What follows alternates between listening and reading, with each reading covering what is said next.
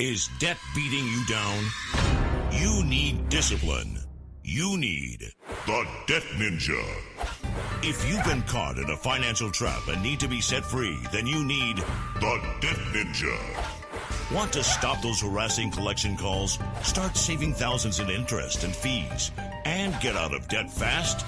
Then you need to call the Debt Ninja. The Debt Ninja will find the best companies across the country that will help you consolidate all your bills into one easy payment, reduce your payments by 30 to 50%, and get you out of debt fast. If you have unsecured debt of $10,000 or more, such as credit cards, loans, or medical bills, call the Debt Ninja for a free 15-minute consultation. Call 800-826-1246. 800-826-1246. That's 800-826-1246. Call today. The Debt Ninja. Individuals and businesses with tax problems, listen carefully. Do you feel like you're losing control over your finances? If you owe over $10,000 in back taxes or have unfiled tax returns, we can help you take back control. The IRS is the largest and most aggressive collection agency in the world, and they can seize your bank account, garnish your paycheck, close your business, and file criminal charges. Take control of your tax problems now by calling the experts at Tax Mediation Services and take advantage of the Fresh Start program and new laws that may allow us to negotiate a settlement for the lowest amount possible. Our team of tax attorneys and enrolled agents can stop collections and get you protected so you can take control of your financial future. Tax Mediation Services is accredited by the Better Business Bureau. Call now for a free case review and a price protection guaranteed quote. Call Tax Mediation Services now at 800-610-9050. That's 800-610-9050. 800-610-9050. For writers and public personalities, it's becoming increasingly important to have an online presence. This normally takes the form of a website and social media. However, things like a cluttered site or broken links can scare potential readers away. It's time to get a health check. Until the 30th of June, Black Wolf Editorial Services is offering a special website health check package. Get a new bio for your site. Have the site navigation and general layout assessed. Get a review of your Twitter activities. Get an objective opinion about your public Facebook page. Find out what works well and what could potentially scare your readers away. And all this for $35. At the end of the day, the face we put online will be the one that most people will see. Let us help you put your best foot forward. Black Wolf Editorial Services, nurturing your writing into maturity. For full details and a list of other services, visit us at blackwolfeditorial.com.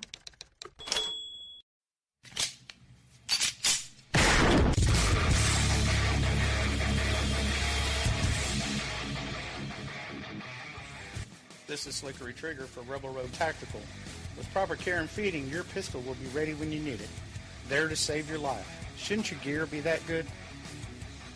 Whether you need a holster for comfortable everyday carry or a tough-as-nails holster for your next training course, Rebel Road Tactical has what you need.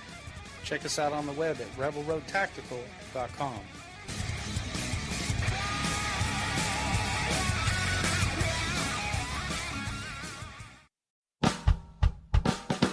You're listening to the Spark Radio Network, internet radio like you've never heard before. Innovation, creativity, and imagination are all said to begin with a spark. So fasten your seatbelt and take the ride of your life and listen for the spark. The leader in talk radio on the internet, right here on K98Talk.com.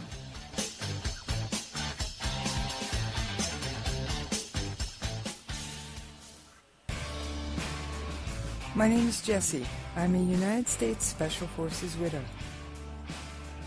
This gives me a unique perspective on the world around us. If you're willing to listen, I'll tell you how I see it, and I won't pull any punches. This is my POV, which stands for Point of View. All right, this is Jessie. Sorry, still trying to get rid of Mr. Frog.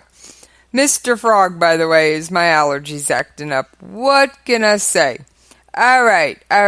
I am so happy to be back with you guys. You know I miss you when I'm not here. All right. If you have not been connected to a news source in the past several hours, ISIS is at it again. Yes, they have struck again in Bangladesh. All right. For those of you who don't know where Bangladesh is, it's over by India. All right? Get a map. Take a look. It's not a very large country. And Bangladesh authorities keep saying, nope, no ISIS here. Sorry. We'll arrest a bunch of criminals. But they seem to skip over militants. Come on, guys. Get your act together. All right. Now, there is, as always, lately, a lot going on in this world. So, in addition to the attack in Bangladesh, there is a ton of other stuff. By the way, before I forget, 4th of July, yay! It's Monday. A lot of us at K98 Talk are taking the day off. Me, well, I'm working on something special for you. Oh, excuse me. Now I got the hiccups. Boy, Mr. Frog and his friends just don't want to play nice today.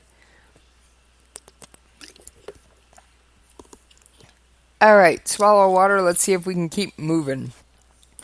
All right, there's a lot going on. Now, a lot of shows will be in rerun. Not mine. I'm going to have a patriotic special. Would you expect anything else from me? Come on. You really think I'm not going to do something about our country, a special on our country's Independence Day? Really? All right. If so, you haven't been listening very long. So, all right. I'm working on gathering some audio on the ISIS situation. So, I will have it for you. It's just taking time. Hey, what can I say? All good things come to those who wait. That's kind of what we're doing. So, all right. Now, I have a few other things I've been working on. You know I'm always up to something, right? If you haven't figured that out yet, like I said, you haven't been listening. So, I also have a little bit of Brexit. Yes, I said a little bit of Brexit. I know. We're all a little bit Brexited out. Imagine how the UKers feel. It's essentially their country. So, and they made what I would have to say is a courageous decision to take back their country. In fact, 4th of July tie-in, they were facing taxation without any real representation. That sound familiar? I think it does. All right. I am also working on audio for you about the latest Bangladesh stuff. No, I'm not going to cover it top of the hour, but we are going to get there. I promise. Actually, I might. I've got a couple of ISIS stories on my radar. Got a Russian one, too. You know I'm always good for something. Now, while I don't normally cover U.S. politics, I have to mention this one. The meeting with Bill Clinton and Loretta Lynch. Okay, Bad call. Bad call. Bad call.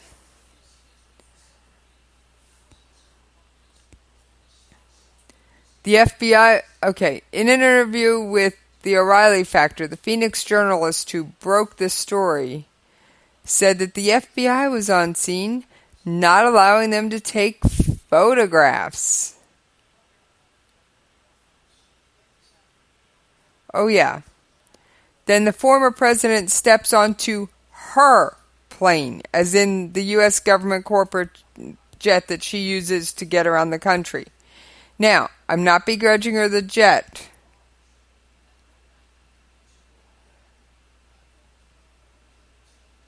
But, A, what was the big deal with the pictures?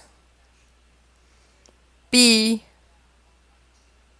why was it the FBI, not the Secret Service, making such a request? And C, what did they talk about? And if you think it was grandkids and golf, I don't think so.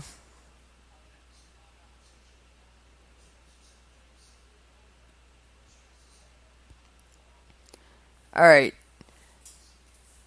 The report said he was there to play golf. Well, several people have reached out to several sources. Not one so far has said that he played golf. Not saying he didn't, just saying we can't confirm it. So, yeah, I'm sorry. Despite the fact that Loretta Lynch is saying, oh, I'll be impartial. A, she owes her career to President Bill Clinton.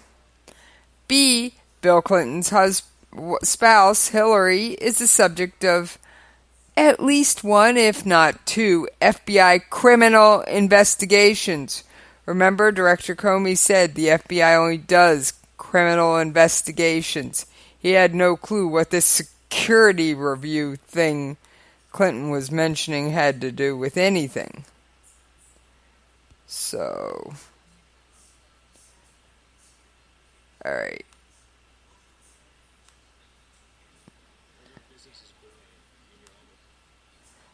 So, like I said, yeah. I'm not so sure about all this. I definitely think something's rotten in Denmark. And I don't like it. I don't like it when I can't connect the dots. So, all right.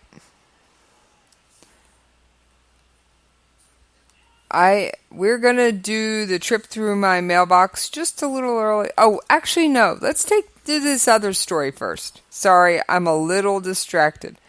Let me see what audio I already have queued. That's going to kind of guide me here. All right. I've been talking a lot about ISIS and Bangladesh and all that. Let's see. Audio from Bangladesh. No, we're going to preface it. I've got another tie-in story. Let me find it. As usual, my browser's going, I got 80 tabs open. You expect me to keep them all loaded up for you? You're cuckoo. So.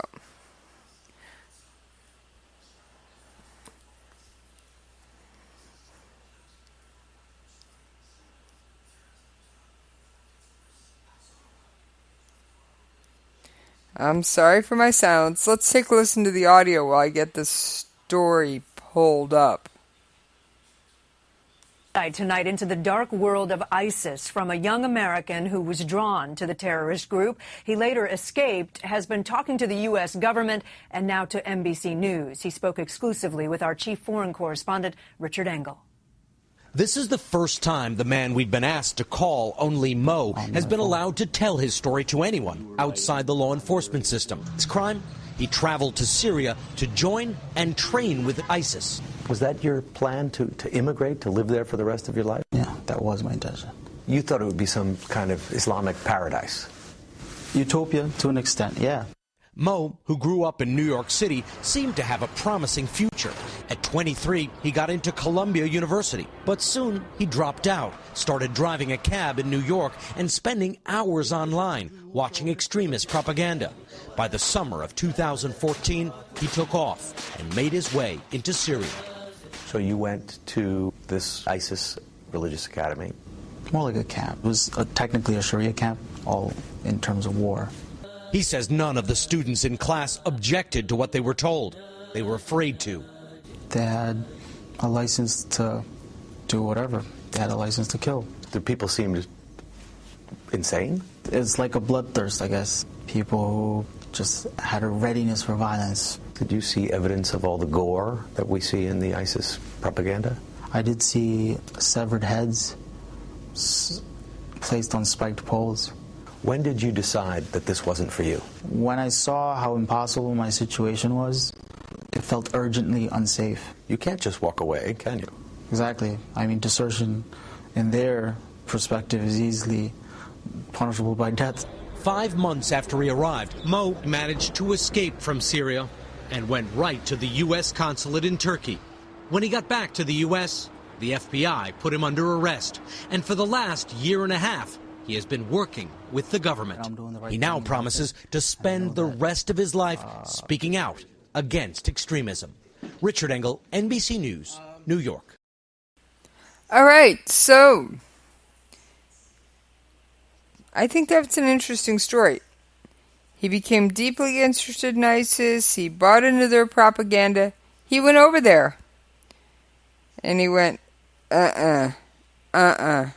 this ain't working. This isn't what I thought it was.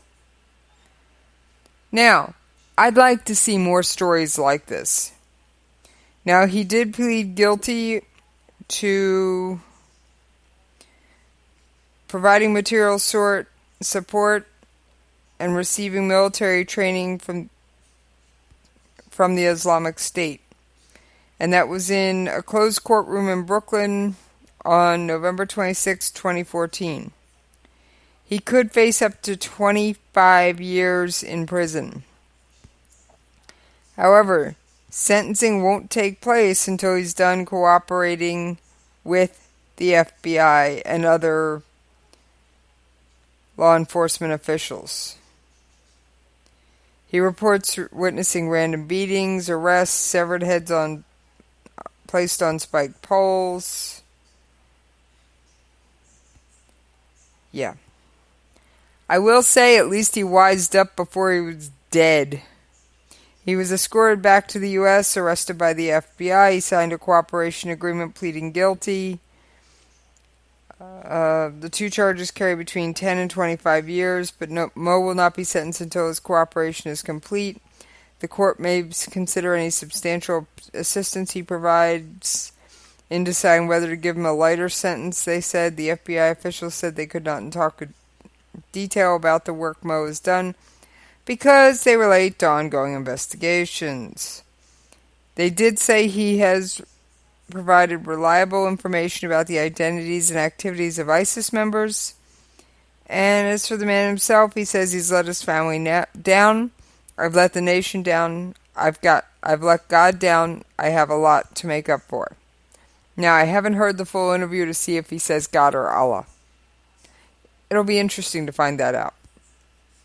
Yes, I know, I'm almost at the bottom of the hour. I know. What can I say? I'm always doing something for you guys.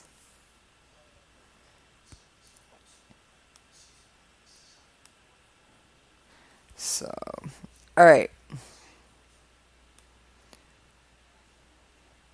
By the way, if you listen to my full intro, you heard about Black Wolf's website health check. Yes, it's technically the first. I've already spoken with Judy Moore at Black Wolf. She said that if any of my listeners decide they want it today, she's already pulled it from the site. Just send her, use the contact form on her website, tell her you heard the ad on Jessie's POV. She will honor the deal. So, my mistake, your chance to gain. That special was supposed to end yesterday. And I oopsed. So, your benefit. And well, like I always say, I've used her services. She's outstanding. So, all right. I do have an audio clip on Bangladesh, but it's really long. And if I start it now, I won't have time to discuss it before bottom of the hour because it's 8 minutes long. So, we are going to go with the Brexit story. Let me get that loaded up for you.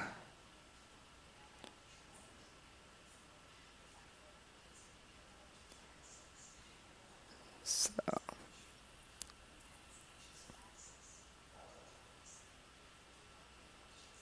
where's the Brexit story?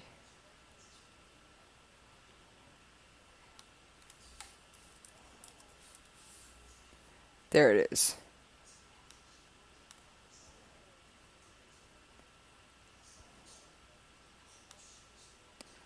So it's about who's going to become the next Prime Minister.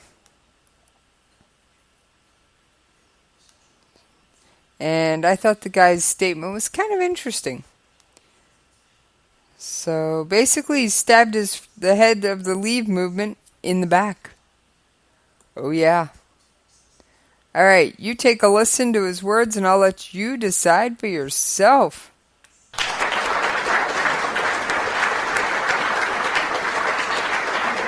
But the one thing I want to make clear is that I believe that the person who should be Prime Minister of this country should be someone who argued for and believes in the mandate of the British people. I have to say, I never thought I'd be in this position. I did not want it. Indeed, I did almost everything I could not to be a candidate for the leadership of this party. Whatever charisma is, I don't have it. Whatever glamour may be, I don't think anyone could ever associate me with it. But at every step in my political life, I've asked myself one question. What is the right thing to do? But I came to realise this week that for all Boris's formidable talents, he was not the right person for that task. That realisation meant that I once more faced a difficult decision. Could I recommend to friends, colleagues, and the country a course in which I no longer believed? I could not. I had to stand up for my convictions. I don't think we're going to have a second independence referendum. Thank you.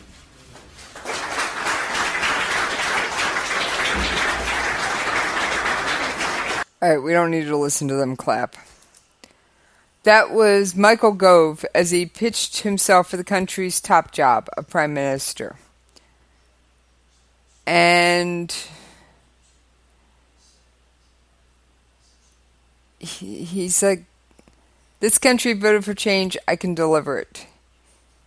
The initial reports aren't too keen on him, to use a more UK term than US term, or as some people, they aren't too good. Some people are calling him the UK's Frank Underwood. For those of you who don't know, Underwood is a power-hungry character in the series House of Cards. Google it. Or Bing it. I recommend Bing over Google.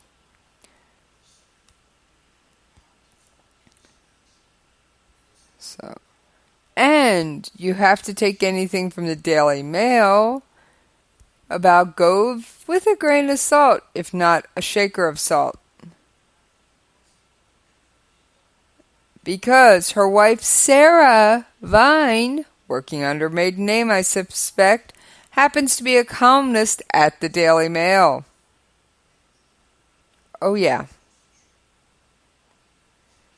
And in a leaked email from Vine to her husband, sent earlier in the week, Vine suggested that the media bosses of the Daily Mail and The Sun weren't fond of Boris Johnson, the former London mayor leading the campaign to leave the EU, but they would trust your ability enough to support a Boris Gove ticket.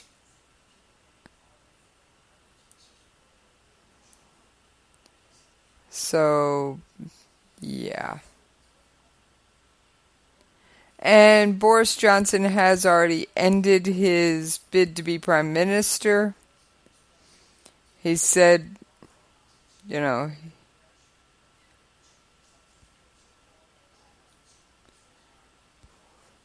by the way, the headline writers loved it. They call it Brexicuted.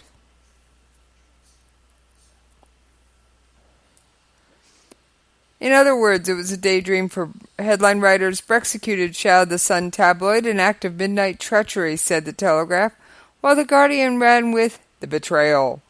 The Metro featured the heads of Gove, Johnson, and May with the headlines, The Real Game of Thrones. Gove insisted he didn't want to be the next prime minister, but he had little choice because he had lost faith that Johnson was up for the job. Friday morning, he laid out his vision for a post-Brexit Britain and pitched himself as a candidate for change as opposed to May, who's seen as more of a safe pair of hands. He also said that he did not have charisma, but was instead a politician with deep conviction. He said it's not important to be liked, it's important to be respected. So, interesting story. All right, we are going to go to commercial break. And then when I come back from break, we will discuss the ISIS attack in Bangladesh. So, all right. Just getting everything ready to go to commercial. A little behind on my host monkey duties. I have no idea where the host monkey is. I have to get a sound effect. Maybe JD would loan me his host monkey. I could use it. So.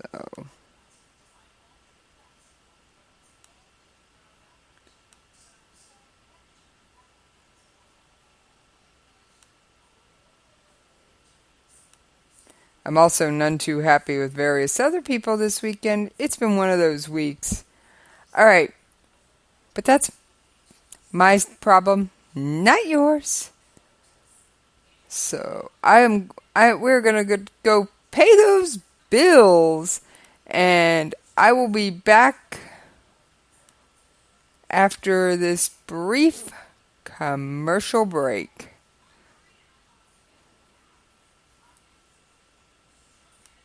Tired of paying outrageous prices for Viagra? Well, we have great news for you. Now you can finally get Viagra at huge discounts. Healthy Man allows you to save up to $500 on Viagra. Why pay U.S. pharmacy prices of $15 per pill or more when you can get Viagra for less than $3 a pill? Call today and get 40 Viagra pills for only $99. This can cost as much as $600 at your local pharmacy. You can't afford not to call us. If you want Viagra at the lowest prices, never pay $15 a pill pharmacy prices again. Get Viagra for less than $3 a pill. Call 1-800-516-7602 today and save up to $500 and get 40 pills for just $99. Healthy Man is fast, easy, and affordable. Operators are waiting at 1-800-516-7602 to take your call right now. Call 1-800-516-7602. That's 1-800-516-7602. Again, 1-800-516-7602.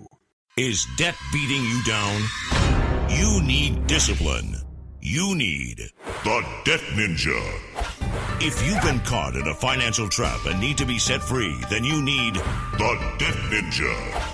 Want to stop those harassing collection calls, start saving thousands in interest and fees, and get out of debt fast? Then you need to call the Debt Ninja. The Debt Ninja will find the best companies across the country that will help you consolidate all your bills into one easy payment, reduce your payments by 30 to 50%, and get you out of debt fast. If you have unsecured debt of $10,000 or more, such as credit cards, loans, or medical bills, call the Debt Ninja for a free 15-minute consultation. Call 800-826-1246. 800-826-1246. That's 800-826-1246. Call today. The Debt Ninja. Individuals and businesses with tax problems, listen carefully. Do you feel like you're losing control over your finances? If you owe over $10,000 in back taxes or have unfiled tax returns, we can help you take back control. The IRS is the largest and most aggressive collection agency in the world, and they can seize your bank account, garnish your paycheck, close your business, and file criminal charges. Take control of your tax problems now by calling the experts at Tax Mediation Services and take advantage of the Fresh Start program and new laws that may allow us to negotiate a settlement for the lowest amount possible. Our team of tax attorneys and enrolled agents can stop collections and get you protected so you can take control of your financial future. Tax Mediation Services is accredited by the Better Business Bureau. Call now for a free case review and a price protection guaranteed quote. Call Tax Mediation Services now at 800-610-9050. That's 800-610-9050. 800-610-9050. If you want to work until you keel over, have less of everything in retirement, or give back more of your hard-earned money to the stock market again, then just ignore me. But if you'd like to protect the money you save, receive a steady, predictable retirement income, and enjoy financial security for as long as you live, then listen to this. You can download a free report that reveals the wealth-building secrets Wall Street and the banks don't want you to know. You'll learn how you can get guaranteed growth, safety, and real prosperity without risking your money in the Wall Street casino, and how to get the money you need when you need it, simply by asking for it. This is the best way to have a 100% secure retirement and know your money will last as long as you do. To learn more about this method and to get your free report, go to 29security.com. That's the number 29security.com. 29security.com. Go to 29security.com. You can lay down if you wanna. You can run away if you wanna. You can pretend that this is totally okay if you wanna. You can play dead if you wanna. Forget what they said if you wanna. Turn your back on the country needing you right now, but I don't wanna. All right. Thank you for hanging in with me while I got those bills paid. All right. As promised, I do have some audio about the situation in Bangladesh. Let's take a listen, and then I'll tell you what else I know since this audio. This audio is a couple hours old, but I think it's got some vital information. I try not to waste your time because I don't like wasting mine. A Fox News alert, and there is a terror attack apparently underway in the capital city of Bangladesh, Dhaka. Danny Colson is on the phone with us. He's a former Deputy Assistant Director of the FBI. Danny, obviously, the information is coming into us in dribs and drabs. We understand that at least 20 people, all of them reportedly foreigners, have been taken hostage, and they are in a restaurant that's in the diplomatic section of the capital city. So clearly, this is an attack aimed at outsiders, not Bangladeshis. Well, clearly it is. And, it seems like about 2 times a week you and I are talking about this sort of thing, which tells you we have a worldwide problem here. This is not isolated to Syria or France or Belgium or the United States. It's a worldwide issue where a radicalized aspect of Islam is now declared war on the world, and it's a significant problem. And I have serious concerns about the ability of that government to conduct a hostage rescue. That's going to be something we need to watch very closely. Yeah. A couple of people have been shot. A couple of police officers have been shot in their right legs. This, according to the Dhaka newspaper, whose online feed I am monitoring right now. And one witness who was the supervisor at the bakery and escaped said at least 20 people were involved. 20 people were inside, I should say. It's a bakery and restaurant that they are being held in. All of them foreigners. He says he saw 2 attackers, slim. They appeared to be under 30. And yes, they were shouting, he says, Allahu Akbar, when coming into the bakery. Yeah, you know what? We'll have to see how this plays out. If it's a standoff, barricade, hostage situation, that's one thing. If they're in fact killing those people, then there's no option except to go in immediately, and that's not a great option, but it's the only good option. It's the only option you have, because you can't stand by while they kill people, slaughter people in that facility when you have armed people outside. It's not a good deal for the rescuers, but that's your job. And if it deteriorates into that, then they've got to launch a rescue mission and go in and make the best of it. I want to read you a quote from one of the, I believe it's a police authority who's on scene negotiating. He says to the gunman inside, "We are requesting the ones who are inside the restaurant to talk to us, relay us your demands." Now, Danny, you have long experience as an FBI hostage negotiator. How will that be received? The state of the world now with regard to these people is this. What they do is claim they want to negotiate. But in fact, what they're doing is taking the negotiation time to consolidate their positions so they can kill more people. We've seen it happen all over. We saw it in Mumbai, India, for the first time, where they claimed, okay, we want to talk, we want to negotiate. They know, okay, we'll talk to you. But what they're doing, they're making their position stronger so they can kill more people. So they got to be really careful about falling for that ruse. And I negotiated a few things, but my job, I commanded the FBI's hostage rescue team. And your job is to go in, and they got to be very, very careful that they're not being duped into making them think that this is a hostage situation when it's not. It's just active shooter. Danny, stick with us for just a moment. We have another guest to bring into the conversation. And joining us now is Michael Balboni. He is the former Department of Homeland Security advisor to the New York office. Thank you for jumping in and joining us. In terms of this specific area where this has happened, what do we know about that? Well, this is an area that has had activities beforehand. Matter of fact, in the recent months, they've had attacks not using weapons, but using machetes to go after bloggers and people who have been in media. The fact that this is a bakery that, according to several news reports, is frequented by foreigners, again, is this focus on going after folks that are outside the country, and it's a very incredibly disturbing trend. And earlier, I was reading something as this was just breaking, that the gunmen were targeting atheists and those that were from like minority-driven religions. And so that would go along with exactly what you were saying. Yeah, what we're seeing is tensions are rising in this part of the world in particular, and it's really along secular lines. And the question becomes, where's it going to end, and is it in its beginning stages? Is it at the end of it? And is there any type of coordination that's going on? In any of these types of situations, you have 9, again, the reports are 9 attackers, and they've gone in with weapons. This is something new for this particular country. And if you take a look at the population, speaking of the religions there, the Muslim is about 89.1%, Hindu 10%, Buddhist, Christians, others like that are only 0.9% of the population there in Bangladesh.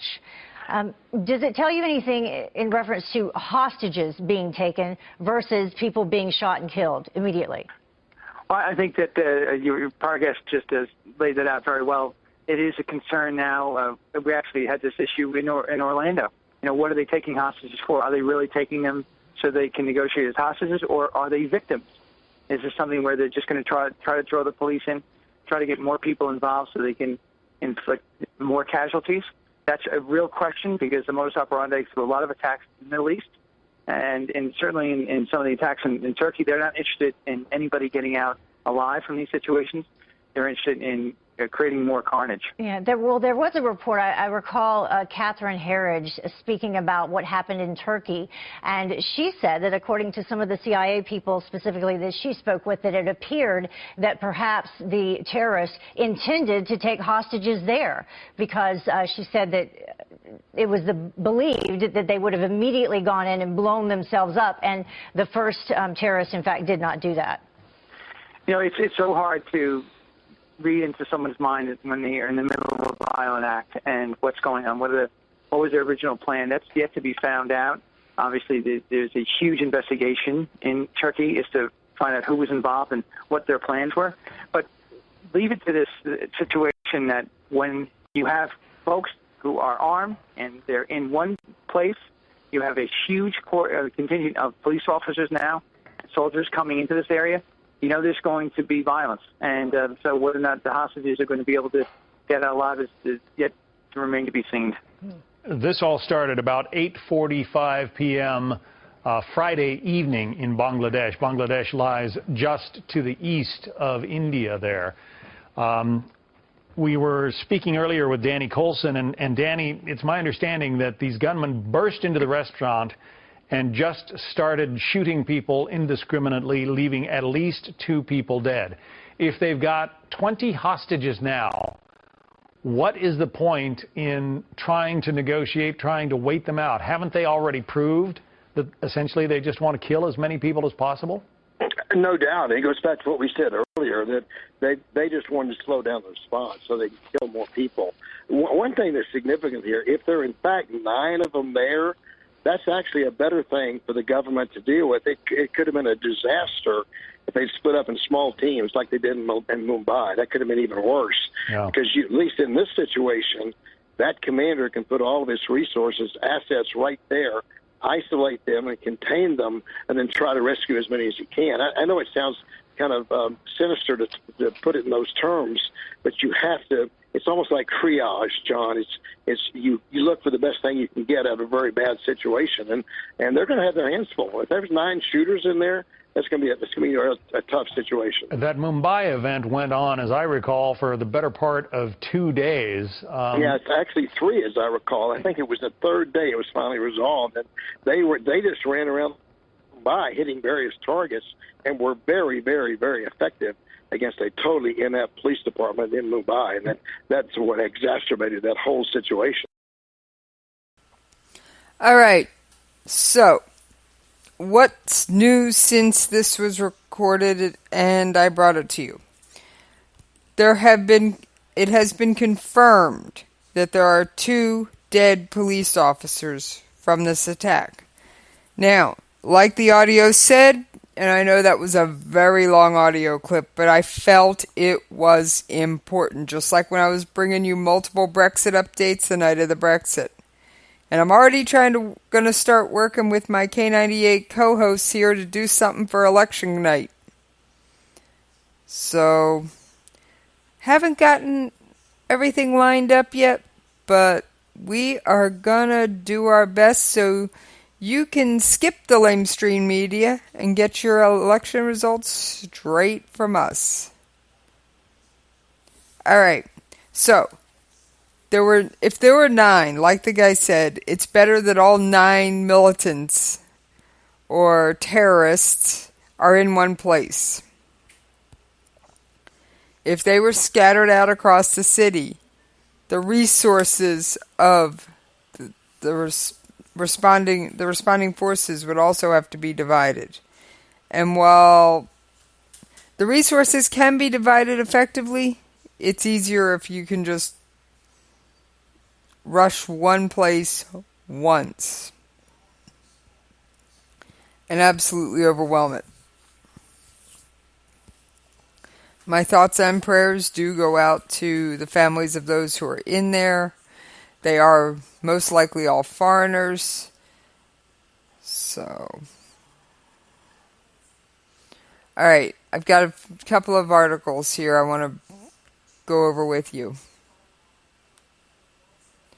ISIS has claimed responsibility after Bangladesh attackers seized hostages in an attack on Bangladesh restaurant. Reports of shooting hostage situation in Gulshan. 2 Dhaka police shelter in place and monitor news was the U.S. Embassy in Dhaka. Bangladesh TV stations reported the attackers entered the bakery in Dhaka's Gulistan area around 9:20 p.m. Friday and were holding customers and staff hostage. There was no immediate casualty account. However, police have told the Associated Press 2 police were killed by the attackers. So, it is very much a fluid situation, and I'd like to remind you of that. So,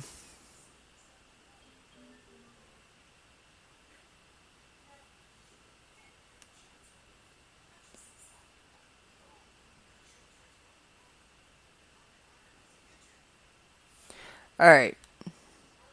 Everybody's pretty much saying the same thing, except the only other thing I can find is President Obama was briefed on the situation by some counterterrorism experts. Let me see.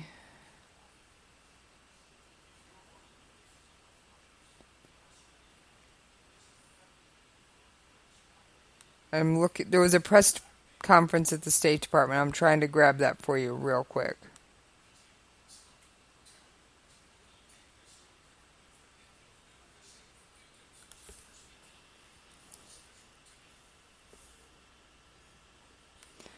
Yeah, whatever. I'm finding unrelated video.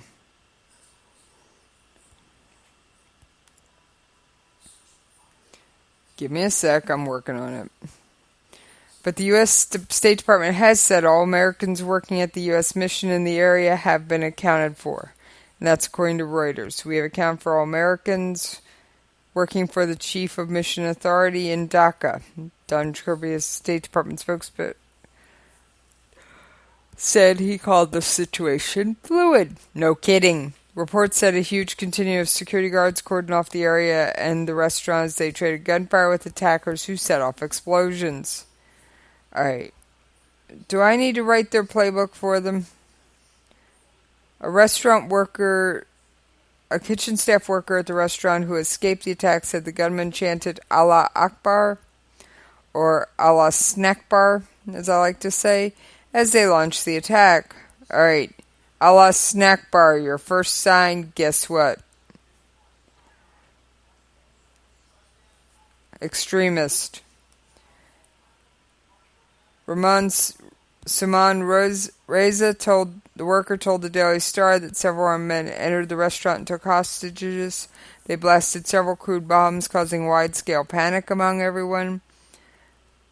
Benazir Ahmed, Director General of the Elite Anti-Crime Force Rapid Action Battalion, or RAB, told reporters that security forces were working to save the lives of the people trapped inside. Several foreigners are believed to be among the hostages. No kidding! This is in the diplomatic area. So this is a place known to be frequented by foreigners. I gotta love this one. This one sounds just like our country. Some derailed youths have entered the restaurant and launched the attack. We have talked to some of the people who fled the restaurant after the attack. We want to resolve this peacefully. We're also trying to talk to the attackers. We want to listen to them and about what they want. Derailed youth? Okay. Facepalm. That's a bridge too far.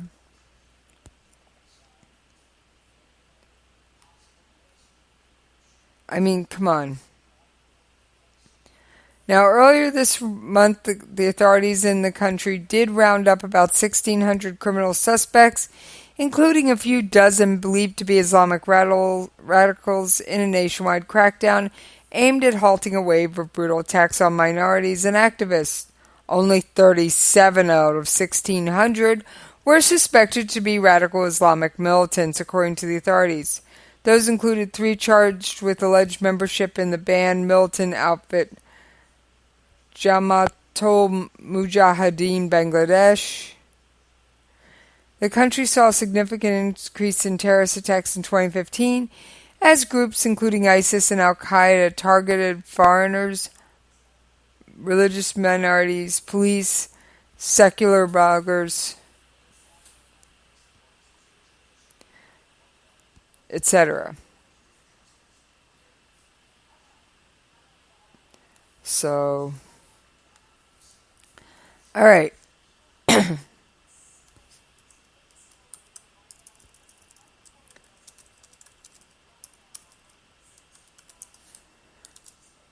Like I said, misguided youth, oh my God, that's right up there with Fort Hood being workplace violence. Excuse me. That's nuts.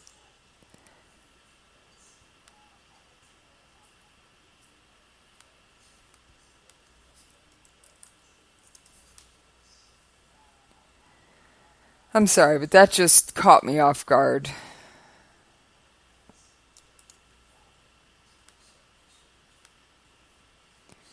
And, of course, Rick from America Off the Rails is bugging me while I'm on air.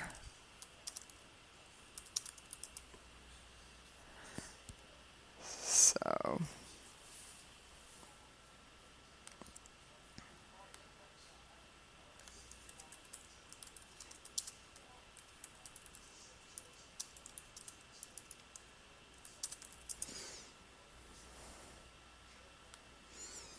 So, sorry about that. I had to deal with Rick from America Off the Rails, who is evidently working on his show prep for later tonight. Yay, Rick, get your show prep done. All right. So,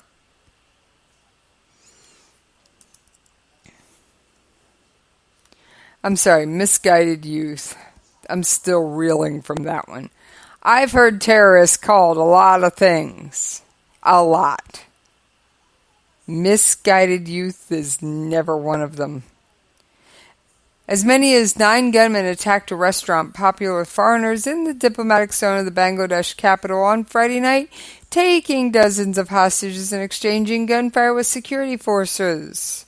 2 police officials have been confirmed dead. Bangladeshi media are putting the number of dead at 3, including an Argentine national.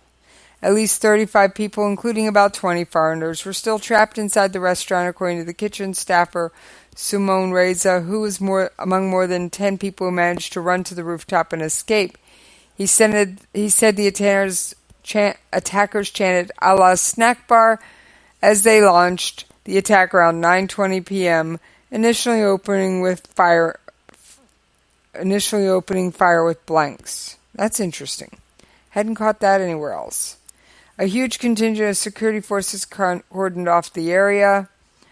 Around the bakery in Dhaka's Gulshan area, several wounded police officers were hospitalized. A local resident, Lutful Amin, told AP he heard several explosions, the last of which went off around 10:45.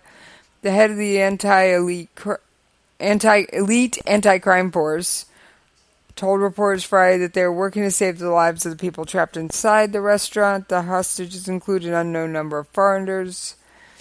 And we have the derailed youth line. Open to negotiations. Okay, first of all, if you don't believe me, negotiating with terrorists never works. It gives them time to set up booby traps and consolidate their position and secure everything so they can kill more. Facepalm. When are people going to learn? You can't negotiate with evil. Come on, people. Evil is evil. It doesn't listen to you or anybody else. Really? Oh, okay. I just got a couple minutes left, and I'm getting off this story. I can say that Obama's been briefed. I wasn't able to find anything real specific about it, but I did promise a Russian story, so let's make good on that one. I'm tired of dealing with derailed youth. I'm sorry. Duct tape, please. I need it so my brain won't explode. Okay. A Russian ship again made a close approach to a U.S. Navy ship in the Mediterranean Sea in an encounter that American officials are labeling unprofessional. On Thursday, the Russian frigate Yaroslav Mudry came within 150 yards of the guided missile cruiser, the USS San Jacinto, 2 weeks after the same Russian ship came within 315 yards of the American destroyer USS Gravely. The USS San Jacinto, it was operating near the aircraft carrier USS Dwight D. Eisenhower in the eastern Mediterranean Sea, where it is conducting flight operations against Islamic State in Iraq and Syria. According to Captain Captain Denny Hernandez, a spokesman for the U.S. European Command. The Yaroslav Mudry positioned itself about 650 yards from the American cruiser. Then Yaroslav Mudry repeatedly informed the San Jacinto of VHF radio of its intended course as the Yaroslav Mudry maneuvered towards an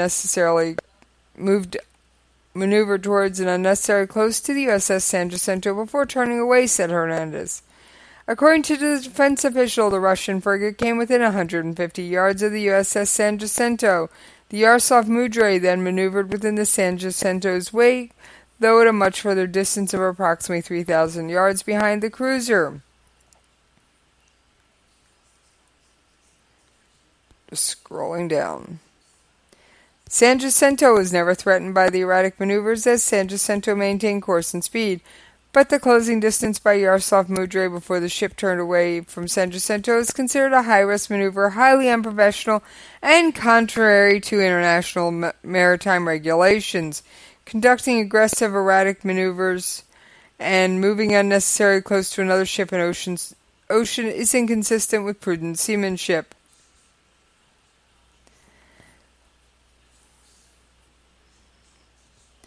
He added, the commander of the San Jacinto determined that Russian's frigate's actions were unprofessional when it maneuvered unnecessarily, but its actions were judged to have been routine, but later its actions were judged to have been routine, safe, and professional. However, Yaroslav Mudry's close encounter on June 17th with the USS Gravely was judged to have been unsafe and unprofessional, as it came with 315 yards of the American destroyer while weaving in and out of its wake. In addition to the close approach that day, the Russian ship had earlier flown international signal flags that indicated it was not maneuvering, according to officials, and one official speculated that it may have been a way to draw an American destroyer to its position. The Russian Defense Ministry released a video to make its case that it was Gravely that it acted unprofessionally. However, U.S. officials said the video was a case of selective editing since it was the Russian ship that was weaving in and out of the Gravely's wake. U.S. European Command said the Russian vessel's actions that day were intentionally disruptive of the operations of were intended to disrupt the operations of the nearby aircraft carrier USS Harry Truman.